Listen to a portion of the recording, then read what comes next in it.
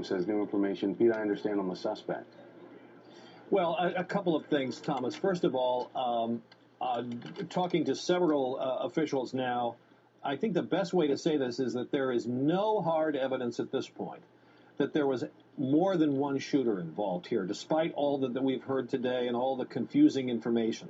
Now, this is tentative information at this point, and everyone I've been talking to cautions that this is yet to be nailed down 100%. But it does appear that there was just one gunman all along. And first of all, why do we say that? Number one, that no reports of shots being fired, of hostile fire, for the last 2 hours. Secondly, nobody has yet seen a second gunman. There were reports of gunshots being fired in another building, but you have to remember this is a Navy reservation. A lot of people are armed.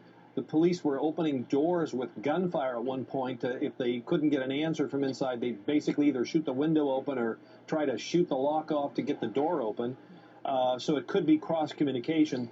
But the best information we have at this point, this is from several officials, it says that they now believe it's just one single gunman, one man in his 50s who has, we're told, some kind of connection to the Navy facility. But so it doesn't appear to be an act of terrorism. It's sounding, as I said very earlier this morning, like a workplace shooting. Like a disgruntled person who comes back either because he has a personal connection of someone who works there, or has his own connection to the facility and has a grudge and came back with some sort of score to settle. So it's sounding more and more like it's going to come out to be that.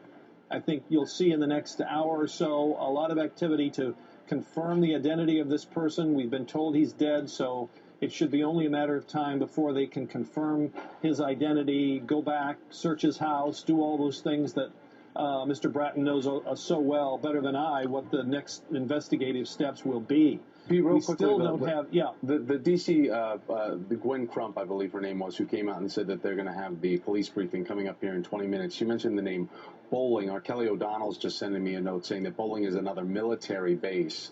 It's a I thought it was a school they were referencing, but it's a No, B-O-L-L-I-N-G. Okay. Bowling Air Force Base is, again, fairly close to the Pentagon, down the river. There had been reports of shots fired there, but I guess they're saying now that that's not the case. Okay. Pete Williams, thank you, sir. Kelly O'Donnell.